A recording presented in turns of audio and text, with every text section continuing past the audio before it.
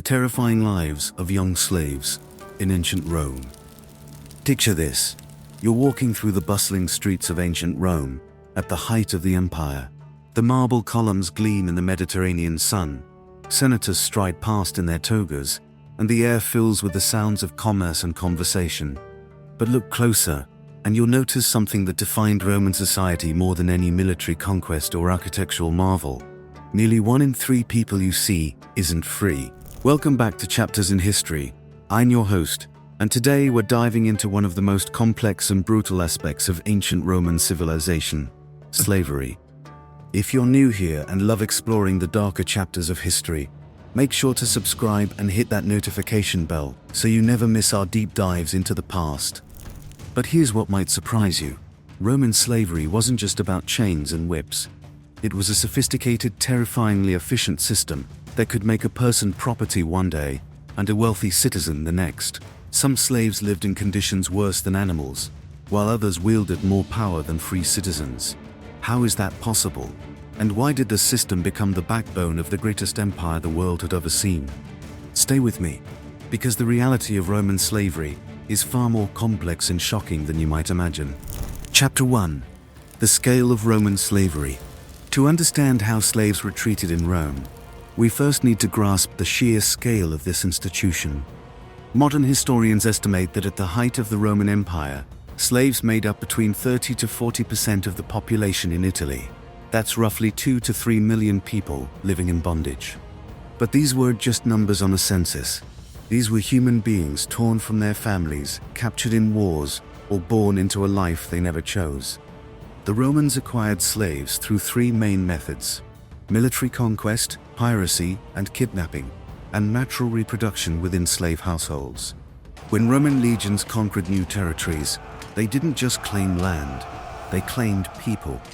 After the Third Punic War in 146 BCE, the entire population of Carthage, around 50,000 people, were sold into slavery.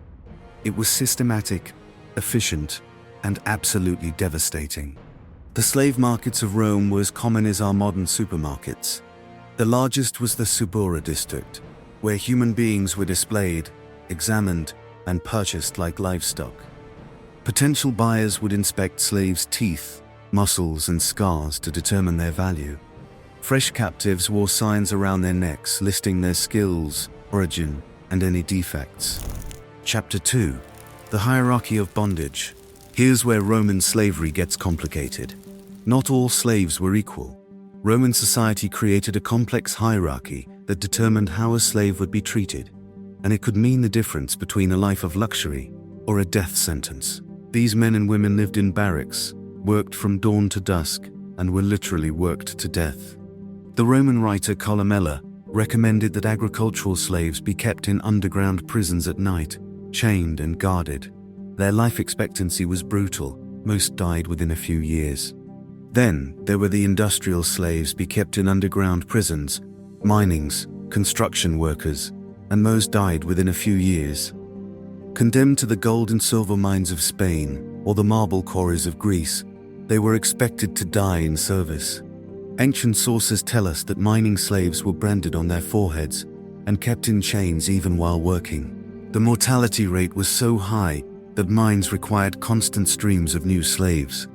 But at the top of this hierarchy were the domestic and skilled slaves, and this is where Roman slavery becomes truly complex.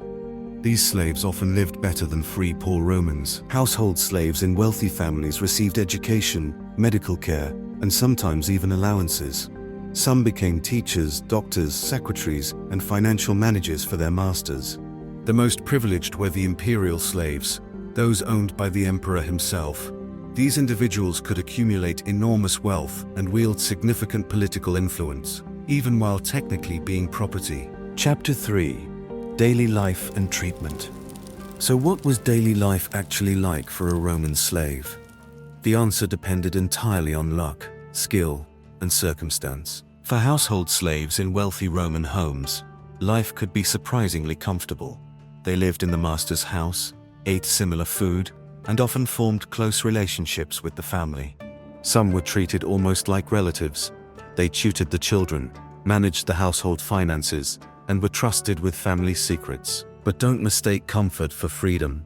Even privileged slaves lived at the complete mercy of their masters. Roman law was crystal clear.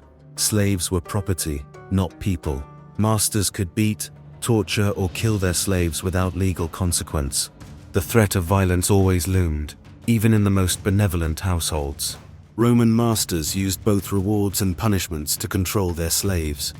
Good behavior might earn better food, clothing, or living conditions. Some slaves were allowed to earn money and eventually purchase their freedom. But disobedience brought swift and brutal punishment. The Romans had a saying, "As many slaves, so many enemies." They lived in constant fear of slave revolts, and their punishments reflected this paranoia. Running away could result in branding, wearing heavy chains, or death. Striking a master meant automatic execution. And if a slave killed their master, Roman law demanded that every slave in the household be executed, men, women, and children. This actually happened in 61 CE, when a senator named Pedonius Secundus was murdered by one of his slaves. Despite public outcry, all 400 slaves in his household were executed, including innocent children who had nothing to do with the crime. Chapter 4. The Paradox of Roman Slavery. Here's what makes Roman slavery so historically significant and morally complex. It was a system that could simultaneously destroy and elevate human beings, sometimes within the same lifetime. Unlike other slave systems throughout history, Roman slavery included a realistic path to freedom through manumission. Masters regularly freed slaves as rewards for good service, in their wills, or even as publicity stunts. Freed slaves, called freedmen, became Roman citizens and could accumulate wealth, own property, and even own slaves themselves. Some of Rome's wealthiest and most influential people were former slaves. Trimalchio, immortalized in literature, was a fictional character who represented real freedmen who became millionaires. Felix, the Roman governor who judged the Apostle Paul, was a former slave who rose to govern an entire province. But this possibility of freedom created a cruel psychological trap. Slaves were encouraged to hope, to work harder, to please their masters, all while remaining property. For every slave who gained freedom, thousands more died in bondage, their hopes unrealized. The Romans also developed sophisticated methods of psychological control. They deliberately mixed slaves from different regions and cultures, preventing them from communicating easily or forming unified resistance. They appointed slave overseers to manage other slaves, creating divisions within the enslaved population.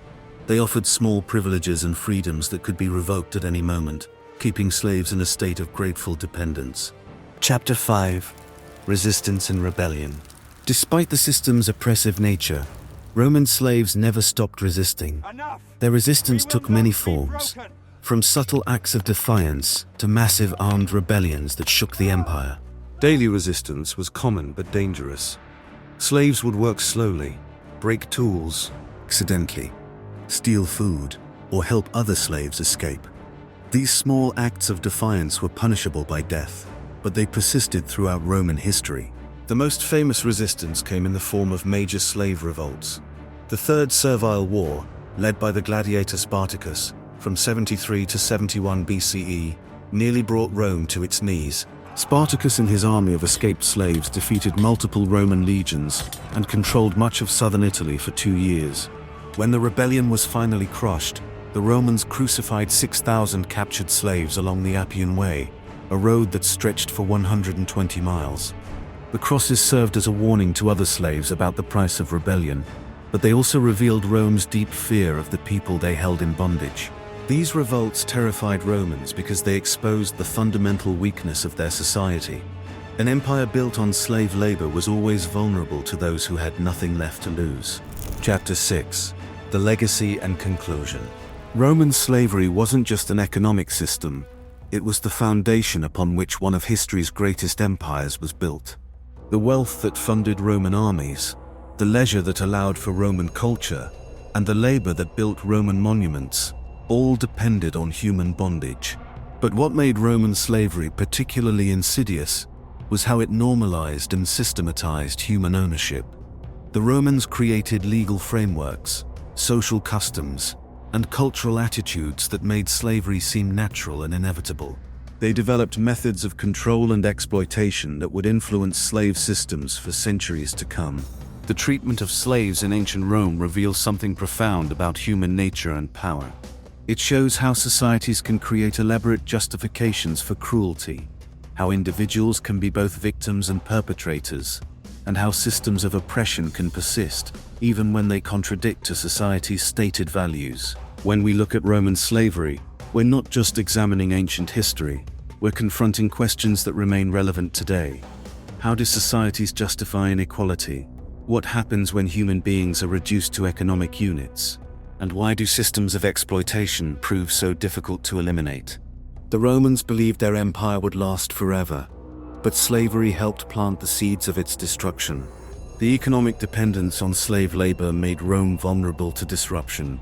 The constant threat of revolt required enormous military resources, and the moral contradictions of the system undermined Roman claims to justice and civilization. Final chapter: resilience.